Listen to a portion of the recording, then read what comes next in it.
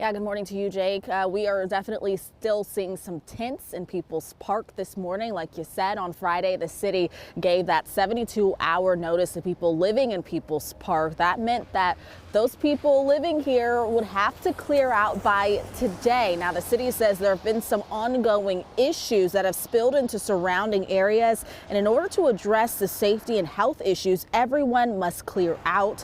Notices were posted at the park and on tents at 1 p.m. on Friday. Now, back in October, the city council voted to make tents with walls illegal in Tacoma parks.